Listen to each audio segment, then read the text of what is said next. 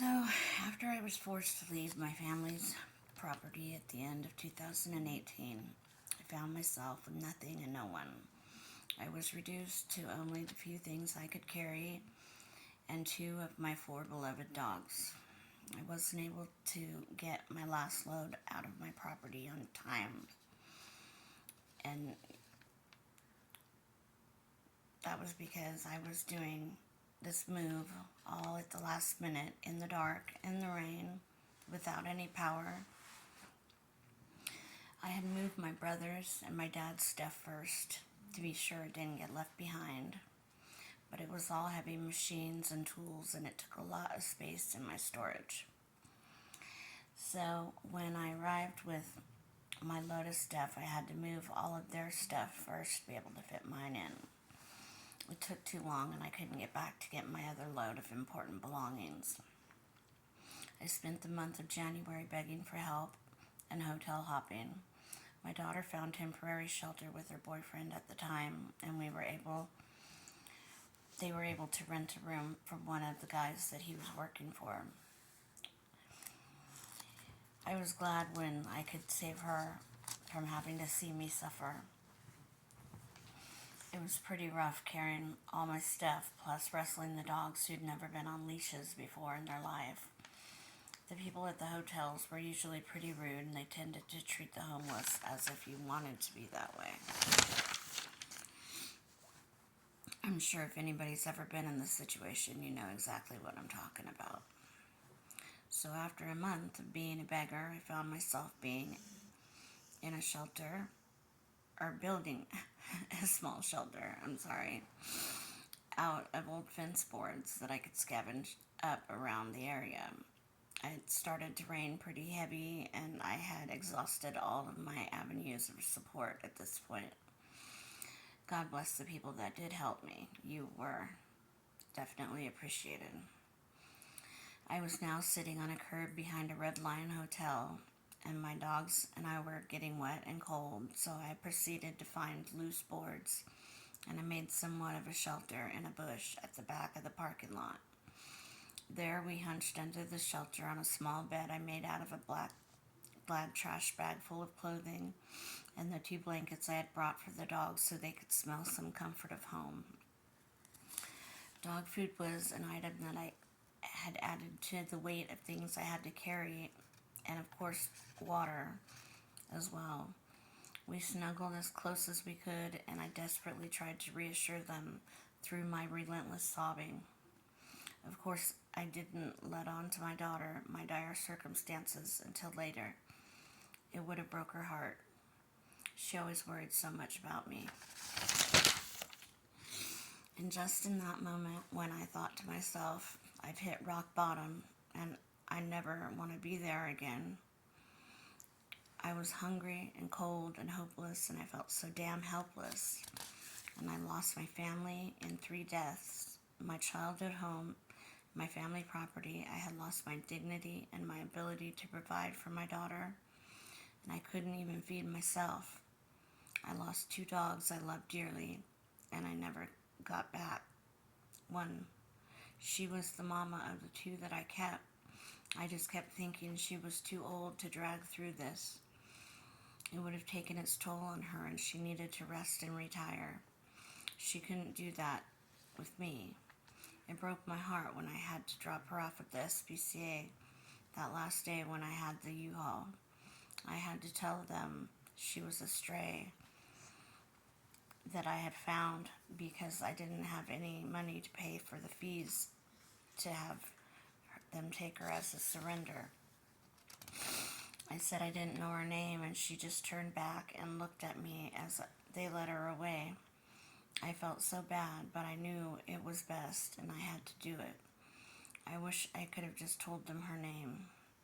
It breaks my heart to this day, although I'm sure she's passed by now and is in the ethers watching over me. And I'm sure she understands now what I had to do. Maggie, I love you, girl. You were such a good dog. And just like that, out of nowhere, when things couldn't get any worse, like an angel in a black Dodge Charger, an ex-girlfriend of my oldest brother's pulled up with her daughter in the car. They'd seen some of my posts on Facebook and out of the extreme goodness of their hearts came to rescue us.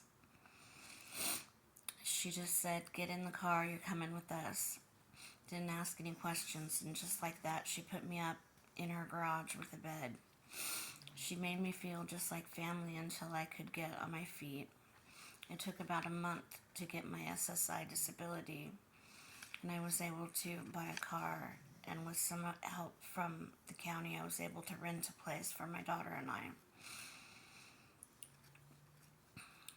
That girl, my friend, is a godsend, and I hope she knows that. So this was early in 2019. For that year, we lived happily in a trailer in the town of Auburn, right up until COVID hit. It wouldn't be right if I told you, if I didn't tell you that I was still in the dead-end relationship with the evil one we'll call Johnny. He continued to use me and abuse me and leave me when I most needed someone. And so I started filling the void with heroin. It took away all the pain and emptiness. I honestly found a love for it. The car I had bought while staying with my friend lost its transmission, and I bought another cheapie in place of it. Excuse me. But I wound up selling it to the neighbor in the trailer park for cheap because they needed a car really bad. I did, however, find a loophole in the unemployment department that gave me a pretty good settlement for a job that I couldn't have due to COVID. So with that money, I bought a nicer car that I loved a lot, my second Acura. This one was blue with a slapstick transmission. My daughter was able to get her dog back from the rescue that we had surrendered her to. So now we were back to 3 dogs. I knew going into this place to live that we couldn't do it without the county's help, and I wouldn't be able to afford to keep it on my own. So when that day came, it was time to move. I hadn't got our stuff out of storage. I had just started over. So now I needed to put some more stuff into storage.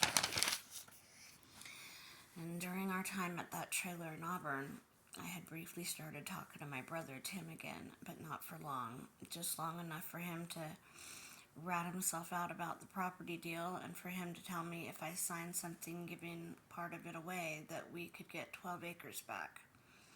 So with the rest of the unemployment settlement, I bought a big generator and a 5th wheel to live in, and my daughter and her boyfriend bought a pop-up, and from there we moved back to the property. And that's all I have for now. I'll pick up where I left off, and I'll get more into what I've started to learn at this point.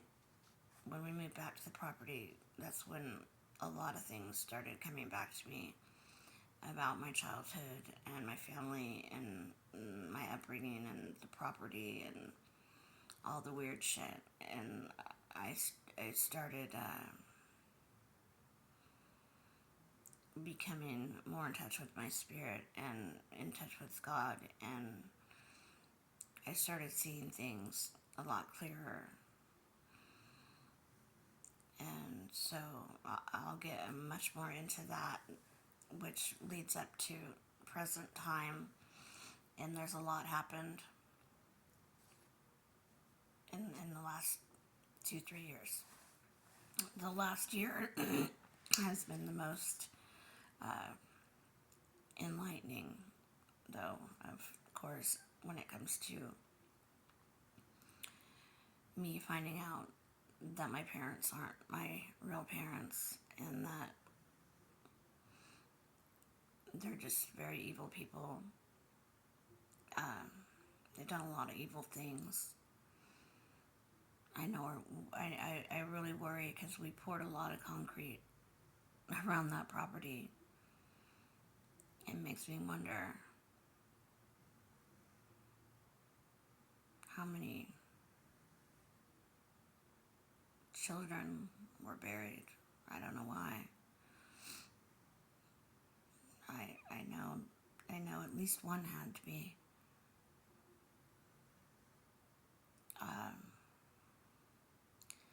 I always knew my dad was a part of, the secret society.